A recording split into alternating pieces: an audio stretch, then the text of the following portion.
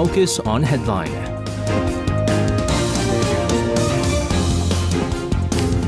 All right, let's take a look at what major issues are making the headlines today on Focus on Headline. For this, joining us in the studio, we have our reporters in Changana and Arirang. Guys, welcome back. Good evening. Good evening to you guys. The big story of this week, and of course, all of us here on Korea Now, especially yesterday on our Thursday program at around 7:23, we started airing the live feed of the launch at 6:24 p.m. We had the actual launch of our South Korea's first homegrown space rocket, Nuri.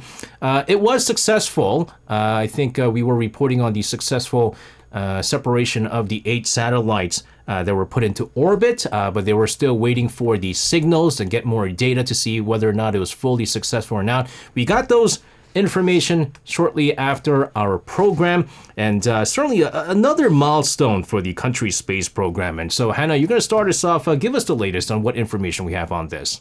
Yeah, now, so the 200-ton Nuri, also known as the KSLV-2, blasted off from Naro Space Center in the country's southern coastal village of Gong at 6:24 p.m. and successfully completed its flight sequence according to the Ministry of Science and ICT and the Korea Aerospace Research Institute. Now, the Science Minister Lee Jong-ho said in a briefing, following the success of the second launch of Nuri last year and the third launch today, we have confirmed the flight performance of Nuri, not only confirming the reliability of it, but also confirming our potential for launch services for various satellite operations and space exploration. And he also said that the main satellite, NextSat-2, has made its first communication with Korea's King Sejong Station in Antarctica. But he said it needs more time to verify whether one of the 7 microsatellites on board Nuri was deployed normally from the rocket. Now, the successful launch demonstrated South Korea's capability to operate a space vehicle to carry payload satellites into a target orbit. Now, this opening up a new era in the country's space program is a 2 trillion won project that began in 2010 and it will continue until 2027 with 3 additional rocket launches.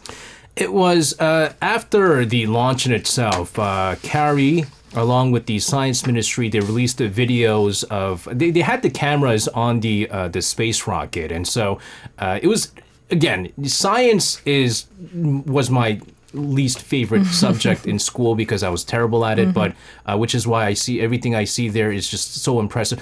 The way that they separated and released the satellites and all that stuff, it was so impressive, and an exactly 20-second interview and so forth. But this is the big thing. The launch is one thing, but getting the communication data afterwards is the key sort of project in this whole thing. So tell us more about the communication between Nuri and some of the other microsatellites. Yes, sure. Now, there was a 2-way communication between the NextSat-2 and the ground station, which was launched into orbit aboard the KSLV-2.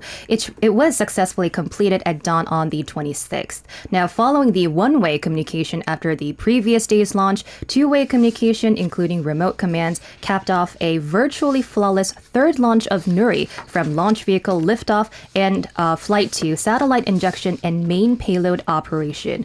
Now, this makes South Korea a country that is capable of actually launching its own commercial satellite. However, the micro satellites and the cube satellites have only partially succeeded in communicating. So only 2 of the 4 cube satellites of the Korea Astronomy and Space Science Institute, Toyosat, were successful in making communication, and only 2 of the 3 corporate cube satellites received satellite signals. Now, Toyosat is attempting to communicate sequentially by satellite, and Unit 1, named Karam, received a satellite signal at 8:03 p.m. the previous day, and Unit 2, called Nare, received a satellite signal and conducted 2-way communication around 6:40 a.m. today. However, Unit 4, named Naon, and Unit 3, Tasor, which had not been properly confirmed the day before, have not yet received satellite signals and will continue to try to communicate. Okay, so the launch in itself and the separation part for the satellite has been successful, but now again, once again, if we do get the Unit 4 and 3 and the signals for that, again, that could potentially take some more time here, then we can truly see that all satellite operation has been successful here.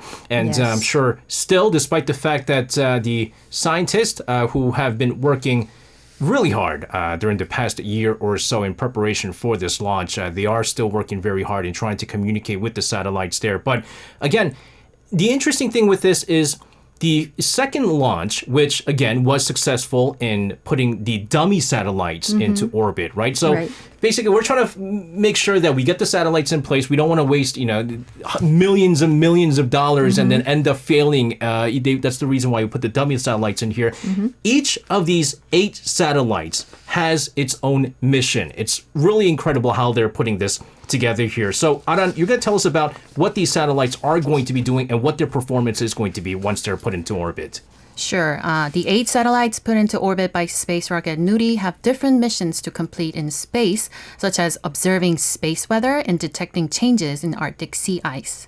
The first primary payload satellite is the next generation Small Satellite 2, also known as NextSat-2, developed by the Korea Advanced Institute of Science and Technology, Satellite Technology Research Center.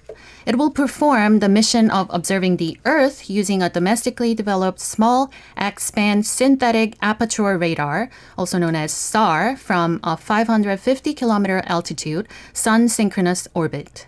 During a pre-launch briefing, Jang Tae-sung, the head of the KAIST Satellite Technology Research Center, said the satellite will be used to monitor changes in Arctic sea ice, forest areas, marine pollution, and more. Their goal is to measure changes in cosmic radiation and create a cosmic radiation map. The NextSat-2 was also the reason why Nuri's third launch was scheduled at 6:24 p.m. on the 25th. The satellite's antenna requires a great deal of power, so by launching Nuri at this time, the satellite can safely settle into the dawn to dusk orbit, and it can allow the solar panels to generate power continuously. The research team plans to analyze images captured by the SAR to study changes in Arctic sea ice, including its direct impact on the weather of the Korean peninsula, as well as the location changes of large icebergs. The secondary payload satellites, consisting of 7 cube satellites, also have various missions to carry out. Among them, there are 4 microsatellites codenamed SNIPE, also called Toyoset, meaning a snipe in Korean, developed by the Korea Astronomy and Space Science Institute, KASI, as well as 3 satellites, each developed by private companies, Lemire, Justech, and Aerospace. 4 microsatellites have a mission to observe space weather. They are going to fly in formation to observe the microstructure of the plasma environment in orbit.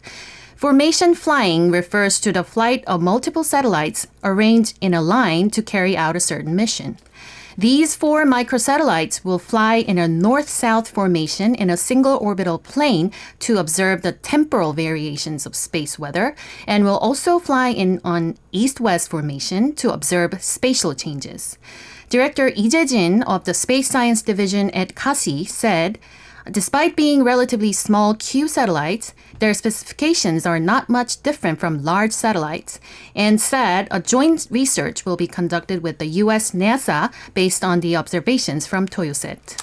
Again, it's just impressive what all of these satellites are basically built to do. And again, for the first time, I'm finding out, I had no idea that a single rocket can hold this many satellites. And for any of our listeners out there, if you haven't had a chance, they have the video out that was released by the Science Ministry and the Korea Aerospace and Research Institute because they had the camera on the space rocket itself. And so in one of the angles, you can see on every 20-second intervals how these satellites are basically deployed into orbit. And it doesn't look very big is what it is. I mean, I guess maybe compared to the space rocket is what it is, but it's just impressive what they're able to do. And again, it's a huge step forward for South Korea in the space exploration. But the big thing is, again, you're looking at, I mentioned this yesterday, but South Korea is relatively very new in the space industry. We had, of course, the missile limitation put in place by the United States, and because it uses ballistic missile technology, that was lifted. And as soon as that was lifted is when South Korea began, of course, the research into these space rockets. And so in a matter of few years, the scientists were able to build this. But what now we're seeing is we had the first launch, which was a partial success. It wasn't a failure. It was a partial success. The second launch, which was successful with the dummy satellites. The third launch with the successful launch with the 8 satellites as well. Now there's the high expectation that the Korean space industry capability to build and operate space rockets, this is going to be greatly enhanced. And some are saying that Korea is, again, one step closer to entering the competition in the commercial space launch market. So, Hannah, do tell us what is waiting for us now. Yes. Now, this recent launch of South Korea's space rocket Nuri is actually the first launch under the program to advance space launch vehicle technology. Now, the goal of this program is to increase the reliability of South Korea's homegrown space rocket by carrying out a series of launches in response to domestic satellite launch needs. Now, ultimately, it aims to enter the commercial space launch market. So the successful launch marks the first monumental step toward the so-called new space era, in which the private sector will lead the space industry. So in October of last year, the government selected Hyundai Aerospace, which participated in the development of the Nuri engine, as the system integrator for the Advanced Space Launch Project. And as the global space industry is now shifting towards a private sector-led domain, the government aims to enhance South Korea's competitive edge in the space industry by improving the level of its space technology.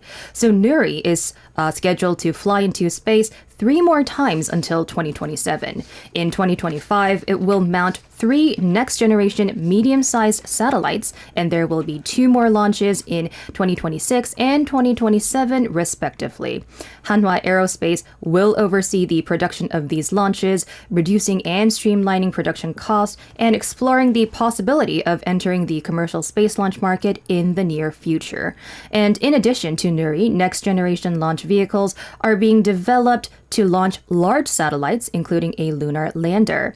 It passed a preliminary feasibility study to begin development last November, and if all goes according to plan, we could see its first test launch in 2030 with a performance verification satellite to be placed in lunar orbit. This is ridiculous. I mean, in such a short period of time, South Korea is able to pull this off, and it's remarkable. And you have to understand that these studies and these all the research that's required in order for this to be done takes years and years and years. And the fact that South Korea, we had, again, the missile limit was the main reason for why we weren't able to do this. And I guess there was some background research on this so that they were able to launch this project as soon as the missile limit was lifted. But again, I could care less about the space traveling, because no way I'll be traveling around space. I can't barely ride airplanes. But the big thing is, they were saying that the main, you remember, if you look at like the weather forecasts and how Korea is, not so good at forecasting weather. One of the main reasons for that is because we don't have the proper satellites for that. And so we were actually getting feed from other satellites from other countries, and that was the big problem. And so now that we could put these satellites in, we will get the most accurate weather forecast in the future. Fingers crossed here. And while South Korea successfully launched this homegrown Nuri rocket, North Korea is not showing any reactions regarding this news. We thought that this was kind of a possibility because, as we know, although it's different, right? I mean, what North Korea is planning to do is a military reconnaissance satellite, which is different from the satellite that South Korea is launching. But there's been a huge backlash on North Korea's possible launch of their satellite there. And so, do tell us, Aran, why they're being so silent and how the regime is going to see our successful rocket launch. Sure. As you have mentioned, North Korea is maintaining silence regarding the successful launch of the South Korean-built launch vehicle, Nuri. On the morning of the 26th, the 노동신문, a North Korean state-run newspaper, published a total of 31 articles, but there wasn't any article or comment of the Nuri rocket launch. North Korean leader Kim Jong-un had previously declared the launch of North Korea's own reconnaissance satellites on multiple occasions, and many experts in South Korea expected the launch could happen anytime soon. However, no signs of an actual launch have been detected thus far. Also, it appears that the regime is purposely not mentioning its satellite launch plan, as South Korea has stolen a march, which probably have made the regime feel pressured. To give you a context, on the 19th of last month, North Korean leader Kim Jong-un visited the National Aerospace Development Administration with his daughter Chue and emphasized the need to prepare for the launch of the first military reconnaissance satellite, which had been completed in April. The launch of a military reconnaissance satellite is one of the 5 key defense tasks presented by Kim Jong-un at the 8th Party Congress in 2021. On the 16th of this month, Kim Jong-un clearly emphasized that the successful launch of a military reconnaissance satellite is an urgent demand arising from the need to make a secure nation. He said that as provocations from hostile forces, such as the United States and South Korea, intensify, North Korea must thoroughly suppress them and exercise its sovereignty and legitimate self-defense rights more aggressively in order to protect the nation. So it seems that if North Korea fails in the satellite launch, it could create significant pressure on Kim Jong-un's leadership. Oh, it wouldn't put any pressure on Kim Jong-un's leadership. It's going to put a pressure on the scientists who are trying to send the satellites into space. You're right. So 2 things here. Number one, the satellite that South Korea has put into orbit is just a completely different kind of satellite, right? So if it was a military reconnaissance satellite that South Korea has put in to, again, spy on North Korea or something like that, then maybe there would be some kind of response from North Korea. But it's for scientific purposes. Number 2, North Korea is probably not happy with the fact that it was a successful launch. I guarantee you, if it was not a successful launch, North Korea would be all over this and be like, look at this, their technology is terrible. It is subpar compared to the North Korean technology, and we are going to have a successful launch and so forth. But again, now that South Korea did have a successful launch, albeit it's not a military reconnaissance satellite, it does put a whole lot of pressure, again, not on Kim Jong-un. It puts a whole lot of pressure on the scientists to really successfully put the military reconnaissance satellite into orbit, which is why that's the reason why they're saying everything is done right now. I think they're even checking the climate. They're checking the best weather for this. There's zero room for any error here, which is why it's probably taken a long time. Not to mention they do have the July 27th, the Armistice Day, which they call Victory Day, and probably would come sometime near then. So we'll get some more updates on that front. But the other big news that we have been keeping a close tab on, that was relatively overshadowed because of the delay of the launch of Nuri and the actual successful launch of Nuri, is the 6-day visit to the Fukushima nuclear power plant by the South Korean inspection team. It was a 21-member team which came to an end. They have come back to Korea. All eyes now on the results of their findings, which the team says will be announced as soon as possible. So, Hannah, you have more on this. Yes, now there was a 2-day on-site inspection of the Fukushima Daiichi nuclear power plant, and the South Korea's 21-member inspection team held a meeting with Japanese officials as part of their final itinerary on Thursday. Now, so one of the key things the team inspected was the plant's power supply to see how the facilities could cope with unexpected events such as earthquakes and tsunamis. And they also requested any further information the Japanese officials could provide for them, as the South Korean side stressed that significant progress could be made in evaluating safety with as much information as possible made available. Now, with the team returning to Korea on Friday, the head of the delegation, Yoo Gu-ki, said that a comprehensive evaluation will be made after further analysis of their inspection, and the results will be announced as soon as possible. But despite the inspection, South Koreans are still very much concerned about the planned release of contaminated water stored at the facility, and of course, how it will impact seafood originating in Japan. And at the forefront of this is the main opposition Democratic Party. The party plans to hold a ceremony at Gwanghwamun Square in central Seoul to launch a campaign which is also seen as aimed at criticizing the government for its handling of relations with Japan. And the DP has also been opposing the inspection team's visit to Japan, of course, claiming it could end up giving a blessing to the planned release of contaminated water. So the party has also accused Yoon of taking Japan's side at the expense of the health of his own people. But however fierce the response may be from the DP, seafood from Fukushima is still banned in the country. The Ministry of Food and Drug Safety has been inspecting all fishery products coming in from Japan, with 5 cases in which trace amounts of radioactivity were detected and returned since 2011. And while the South Korean government is doing all it can do to reassure South Korean consumers through transparent inspections, concerns may rise even more once the wastewater is eventually released into the ocean. Yeah, so that's the big thing is just the fishery products from Fukushima is banned, but fish from other regions in Japan is not. And so when you're like me and you love to eat hue, raw fish every Fridays and Saturdays, and a couple of bottles of sojus and stuff like that. One of the things I always make sure is where the source of the fish comes from. And you'll be surprised at how much fish actually comes from Japan. And so the big concern is, even though it might not be from Fukushima, because I mean, obviously, the waters off the coast of Japan is going to be all impacted by the wastewater as well. And eventually, fish off the coast of Korea, including Jeju, Busan, and in the East Sea, it's all going to be affected. But people are going to be more put off by any fish coming in from Japan in the near future. And so I think there's already a whole lot of people who just don't buy any fish from the Japanese region, even though it's not from Fukushima. But it's going to be terrible for me because I love raw fish. Me too.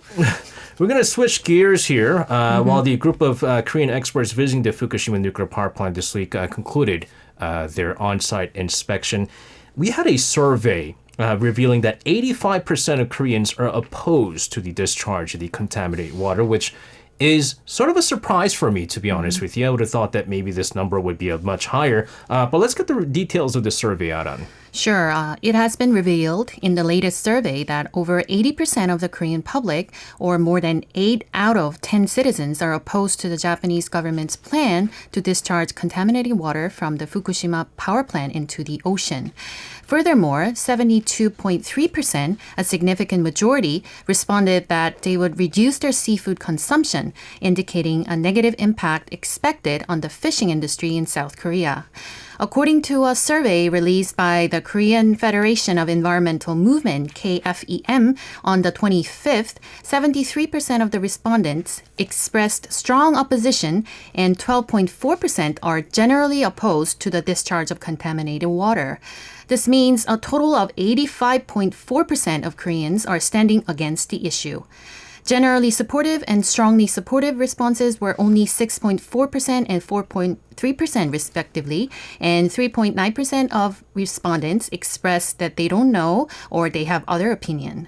The survey was conducted by KFEM in collaboration with a research agency, ResearchView, from the 19th to the 22nd of this month, targeting 1,000 men and women aged 18 and older nationwide. The margin of error was plus or minus 3.1 percentage point at the 95% confidence level. Regarding the Japanese government's claim that there are no safety concerns in discharging the Fukushima contaminated water, 79% of the respondents expressed distrust, while only 17% expressed trust. The share of respondents who expressed trust were relatively higher among men, those in their 20s, and conservative-leaning individuals. As for how to dispose of Fukushima contaminated water, 78.3% said that it should be stored in onshore facilities for a longer term, while 8.5% believed it should be discharged into the ocean. The survey also revealed that Koreans are concerned about consuming seafood if the Japanese government proceeds with the discharging plan. When asked about potential changes in their seafood consumption if the discharge were to begin, 72.3% responded that their seafood consumption would significantly or somewhat decrease. 10.6% responded that it would significantly or somewhat increase, and 16.1% said there would be no significant changes. When asked about government policies on the contaminated water, 61.6% of the respondents answered that there is a need to strengthen the ban on seafood imports. 23.4% believe that the current level of import restrictions should be maintained. When questioned about the current government's dealing with the issue, 64.3% of the respondents expressed a negative view. I'm sorry, no disrespect, but 10.6% responded that it would significantly or somewhat increase its consumption of seafood if they release contaminated water. From Japan. I mean, does tritium make fish taste better or something? Is that what's going on? Again, no disrespect here, but the concern is, I'm especially concerned because I'll eat a lot of fish. That's the thing. And Yang says, I love suksanghae, which is aged raw or fish. like fermented. Not really fermented. It's aged. What they do is they age it a little bit so that it gets softer. That's what I actually eat too. I eat aged raw fish, which is brilliant. And I'm really, really concerned. And this is my go-to. I need to distress from a week of hard work and stuff like that. But I have to say, if I were to respond to this, it is going to significantly decrease because, I mean, tritium, once again, it is a cancerous it's cancerous to the human being. And the big thing here is that there were other options. The other option is for the TEPCO and the Japanese government to spend more to do further on the storing of the contaminated water. But what they did basically was the cheapest option, just basically released into the ocean. And you have to understand that it's just not only South Korea, but there are those in China, there are those in Russia that are very much concerned with this because we all share the oceans. It's not like Japan owns the ocean there, although they make false claims overseas and things like that.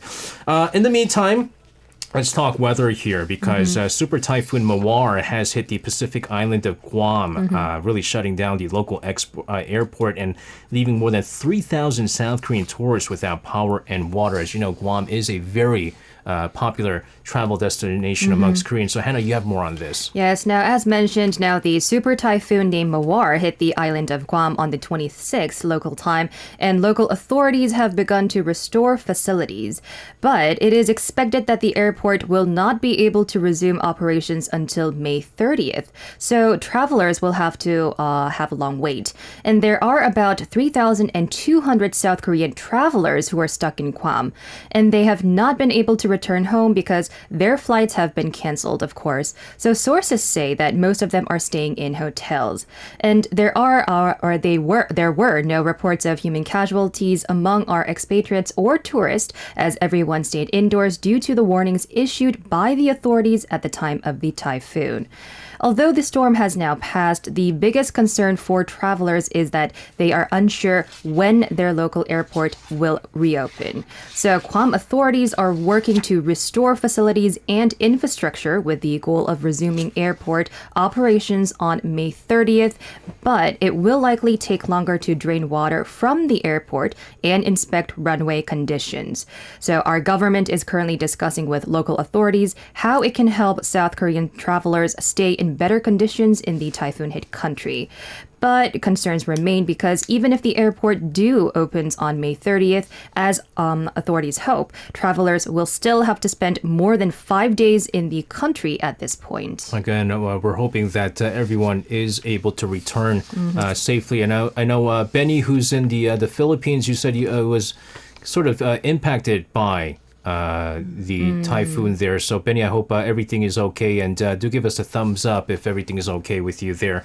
Let's move on here. In response to the U.S. government signing of the controversial, well, it's controversial here in Korea and amongst many European countries as well. It's not so controversial amongst the Americans because it's the America First policy of Joe Biden, the Inflation Reduction Act, right? And so South Korean companies are trying to do all they can to respond to this. We had two South Korean companies announcing their collaboration plans plans to build battery plants in the U.S., this to gain competitiveness in the North American automotive market. Aran, tell us more about this. Sure. Hyundai Motor Group and LG Energy Solution are joining forces to invest 5.7 trillion Korean won, approximately 4.3 billion US dollars, in building a battery cell plant in the United States. According to the separate statements released by Hyundai and LG, the two companies will set up a 50-50 joint venture within this year to build the plant with an annual capacity of 30 gigawatt hours, which is capable of producing approximately 300,000 high-performance EVs near Hyundai Motor Group's dedicated EV and battery plant under construction in the state of Georgia. The joint company will supply battery cells for EVs manufactured at Hyundai Motor Company's Alabama plant, its smaller affiliate, Kia Corporation's Georgia plant, and the upcoming dedicated EV and battery plant named the Hyundai Motor Group Meta Plant America. It is the second time that Hyundai Motor Company decided to collaborate with a domestic battery firm after SK On. The aim of this recent announcement is to actively respond to the United States Inflation Reduction Act, also known as IRA, through a battery alliance.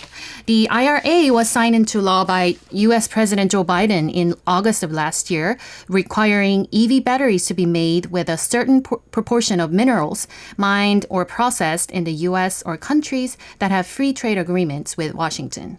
The IRA gives up to $7,500 US dollars in tax credits to buyers of EVs assembled only in North America, sparking concerns that Hyundai Motor and Kia could lose ground in the US market as they make most of their EVs at domestic plants for exports to the United States. Once the process of joint venture setup is completed, both companies plan to commence full-scale construction of the plant in the second half of this year, and their goal is to begin operations by the end of 2025. Yeah, so we saw the statistics on the sales of Hyundai Motor EVs and Kia Motors EVs in the United States ever since the Inflation Reduction Act was put into law, and the sales significantly dipped ever since it was put into law. And one of the things that Tesla did, right? So Tesla is built the way you also have to hit like a certain price target in order for you to get the $7,500 subsidy. So Tesla, what they did was they lowered the price of their cars, and so because of that, and it's a U.S. car, they were able to get the $7,500. So more people were buying Teslas than the Hyundai Motor and Kia Motor EVs, despite the fact that the safety review, official safety reviews show that Tesla is one of the least safest cars in the world. Wow. And Hyundai and Kia is up there as amongst the safest EVs. But people look more at the price. Than their safety. Exactly, because EVs are relatively very expensive still. So it is unfortunate, and hopefully this does help out the Korean firms here. In the meantime, U.S. Secretary of Commerce Gina Raimondo met with Chinese Ministry of Commerce Minister Wang Wentao, who's visiting the United States for the APEC Trade Ministers meeting over in Detroit, Michigan. Now, according to reports by Reuters, Ms. Raimondo raised concerns about Chinese government sanctions against U.S. companies operating in China. Tell us more about the details of the meeting and her concerns. Hannah, you have more on this. Yes, sure. So on the 21st, China's CAC, under the country's Central Cyberspace Affairs Commission, said it had found serious security issues in U.S. semiconductor company Micron's products that did not pass its security review in what appeared to be a challenge to operators of the country's critical information technology infrastructure to stop purchasing the company's products. And in addition, Chinese public security authorities have launched raids on the Beijing office of U.S. corporate secretarial business Mintz Group and the Shanghai office of U.S. consulting firm Bain & Company. So in response, China's Ministry of Commerce said China has focused its concerns on the United States States' economic and trade policy toward the People's Republic of China, semiconductor policy, export control, and foreign investment review. Raimundo said raised concerns after China took the aforementioned moves. And in fact, China has pushed back against the U.S. administration's accelerated decoupling of China from the rest of the world in advanced semiconductors, including the announcement of export controls last October that effectively banned U.S. companies from exporting advanced semiconductor equipment to China, prompting Japan, the Netherlands, and others to follow suit. And regarding the overall assessment of the talks, both U.S. and Chinese announcements included the word frank, which acknowledges that there were disagreements between the two sides, but also included positive language such as substantive and constructive. So the U.S. and Chinese ministries of commerce described the meeting as part of their ongoing efforts to keep communication channels open and responsibly manage bilateral relations, and said that they had frank, professional, and constructive exchanges on bilateral economic and trade relations and economic and trade issues of common interest. So Minister Wang Wentao is expected to have a meeting with Washington to discuss the issue of easing U.S. tariffs on Chinese goods on the sidelines. And there is also a meeting between U.S. Secretary of Defense Lloyd Austin and Chinese State Councilor and Minister of National Defense Li Xiangfu. And this will be held on the sidelines of the Asia-Pacific Security Conference, the so-called Shangri-La Dialogue in Singapore next month from June 2nd to 4th. Now, moving on to another East Asian country besides South Korea, Raimundo is set to meet with Yasutori Nishimura, the Japanese Minister of Economy, Trade, and Industry, who is visiting the U.S. They will meet on the 26th to issue a joint statement on U.S.-Japan semiconductor cooperation, which will include a new roadmap for developing advanced semiconductor technologies, fostering talents, and working to avoid dependence on any one region for supply. You know, just like Professor Yang Jun-suk said on our program yesterday, U.S. could slap all sorts of sanctions and try to restrict imports and exports of Chinese goods or goods going into China, but U.S. needs Chinese goods in order to quell the inflation. I mean, Chinese goods are just cheaper. If they're unable to get any Chinese goods, everything is going to be very, very expensive. And so it's interesting, despite this trade war that's going on, U.S. really needs China. Also, speaking of the United States, it's only a few days. June 1st is a big day, not only because I think it's our producer's birthday then, but U.S. default may happen on June 1st. And obviously, if there's a U.S. default, it is going to impact the global markets. U.S. lawmakers from both parties seem to finally narrow their differences in their debt ceiling here. Let's get the latest on the negotiations over with the, I guess, the officials there, Arirang. Sure. U.S. President Joe Biden and top Republican lawmaker Kevin McCarthy are coming close to a deal on the U.S. debt ceiling, with the parties just $70 billion apart on discretionary spending. Speaker Kevin McCarthy said Thursday that he thinks both sides have made some progress and they will continue to work through to try to get a solution. In the United States, the federal budget is divided into discretionary spending and mandatory spending. This discretionary spending is determined on an annual basis by Congress and the president, while mandatory spending is automatic. The Biden administration has proposed a freeze on this discretionary spending for this year, while the Republican Party wants the spending to be rolled back to its 2022 level. According to the statistics released by the federal government, in 2022, U.S. discretionary spending reached $1.6 trillion, accounting for 27% of the overall $6.27 trillion spent. About half of that was for defense, an area some lawmakers have said should not be cut. According to a source familiar with the matter, the total numbers for discretionary spending, including a number for military spending, are expected to be agreed between both parties soon, but lawmakers still need to be hammering out the details of categories like housing and education through the normal appropriations process in the months ahead. Meanwhile, the U.S. Treasury Department is preparing contingency plans for a possibility of cash reserves running out after June 1st, the so-called X date, in case an agreement is not reached before that date.